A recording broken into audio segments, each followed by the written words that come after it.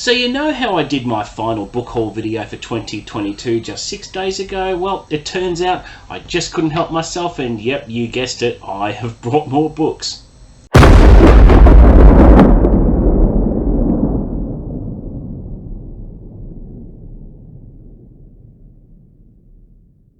What's up guys, welcome back to Unlimited Reads. My name is Chris and today I'll be doing my absolute final book haul video for 2022. I know in the last one I did 6 days ago that that was going to be my last book haul for this year, but I did say that with my fingers crossed at the time in case I got the urge to buy more books, and yes, it has happened. I did get the urge to buy more books, so this book haul video will definitely be the last one. See, no cross fingers this time, so it's ironclad.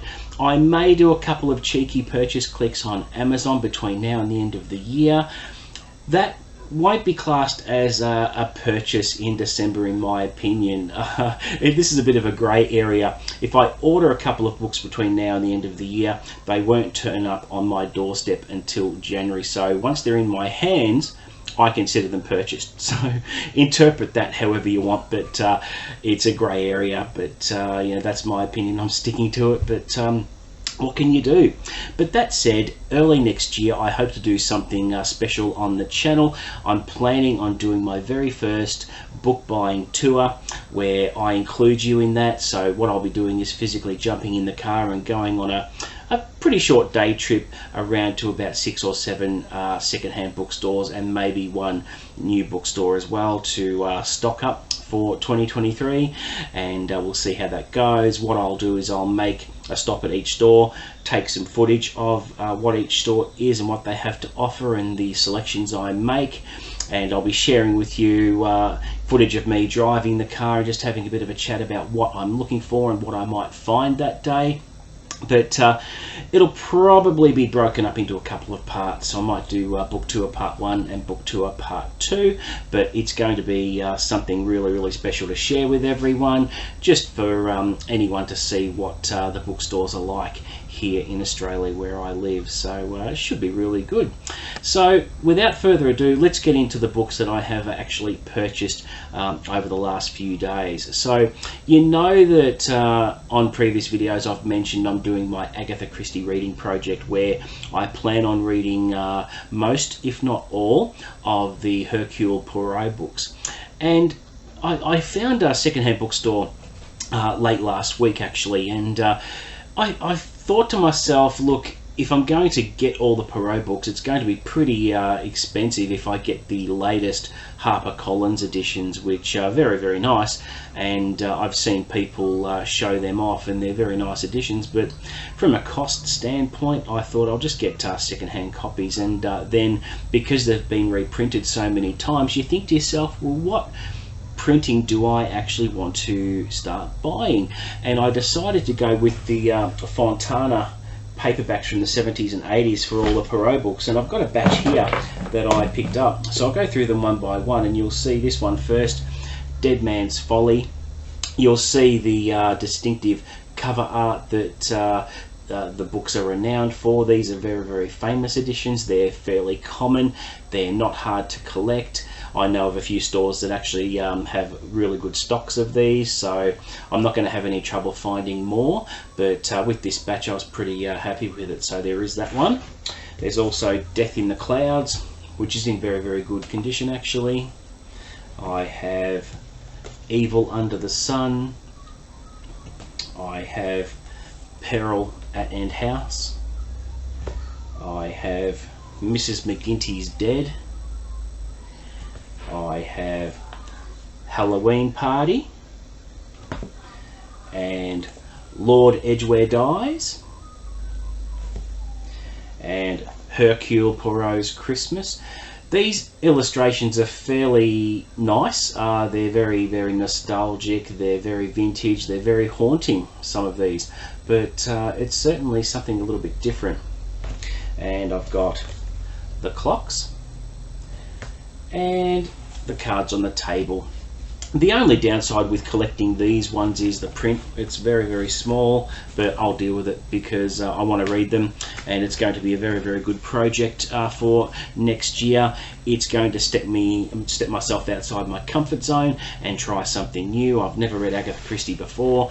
I will be kicking it off with Murder on the Orient Express and Death on the Nile. Then I'll start at the beginning with The Mysterious Affair at Styles. So, you know, low commitment. The books are about, this one's 183 pages, so, you know, I'll make short work of them, and it's going to be interesting to see how many of them I get through next year. Alright, so moving on, picked up a copy of Night Chills by Dean Koontz. This is a title that's missing from my wife and I's collection. We don't know where it went. Got no idea. It was her copy, and don't know what happened to it, but we got a brand new one, and the print's very small in this one, but it sort of completes the collection, and it's not a bad addition. These are the reprints from a few years back, which aren't too bad. Then I also I want to delve into a little bit of historical fiction next year as well. I mean, I'm doing Shogun, which will be fantastic, and I just thought this author has been on my radar for a little while now, and I just want to see what it's all about, and that is Labyrinth by Kate Moss, which is a parallel storyline that takes place in medieval France, and the other timeline takes place in 2005, where an archaeologist and a young girl living in medieval France are connected in some ways across the centuries. So it sounds pretty good. And it's book one of, I think it's a quartet. I think there are 4 books in the series there, so I'll be looking forward to that at some stage. Don't know when, but we'll see. Now, I picked up a copy of Cormac McCarthy's On the Road, or The Road, and I've heard a lot of good things about Cormac McCarthy, not so many good things about Blood Meridian, which I've heard mixed reviews about that, but I've heard good things about this one. It's just a second-hand copy that I found today, in fact, and it's in really good nick. I think Cormac McCarthy just turned 88, I think I heard somewhere, so he's doing well for that age and still churning out the novels. But the plot synopsis looked pretty interesting to me, and people have spoken about it and given it good reviews, and I thought, well, I'm going to give it a go at some point. And J. Christoph, I've got the first book in this series, Illuminae, which looked really, really different. Its format is very, very different. It has a lot of email exchanges, some text exchanges, and you know, different things in there, which is a little bit different. You know, it's got this sort of thing, which is a bit different as well. I really enjoyed Empire of the Vampire. That was the first book of J. Christoph's that I read, and certainly looking forward to just trying some of his young adult stuff as well. Now, when I'm going to get to do these, I'm not quite sure, but looking forward to it nonetheless. Now, in 2024, not next year, but the year after, I'm going to do a reading project on J.D. Robb's Death series. So this is the Eve Dallas series. This is the first book in the series. I think there's 55 books now, so it makes for a really good reading project in 2024, just to see what it's all about. And you know, the print is very, very big in these books, especially for my failing eyesight. I should mow through these pretty quickly, but it's going to be a big commitment because there are a lot of books in the series, but I think it makes for a really good reading project, particularly because I've never tried J.D. Robb before. I think there's a predominantly female audience for these books, but you know, I'm going to try it and just see what I think. But it sounds really, really good, and 55 books, that's a massive ask, but still looking forward to it nonetheless. But it's a fair way off yet, and we'll certainly, you know, I might even read the first one next year and just see what I think. But you know, 55 books, there's plenty of time to get through them all, isn't there? So we'll see how that goes. And for the last two, I picked up some new releases that I've indicated in previous videos that I have been looking forward to a lot, and I'm finding myself I'm reading Stephen King's It at the moment. I'm about a third of the way through, and when I bought these two books, it's making it hard to stay on track with it.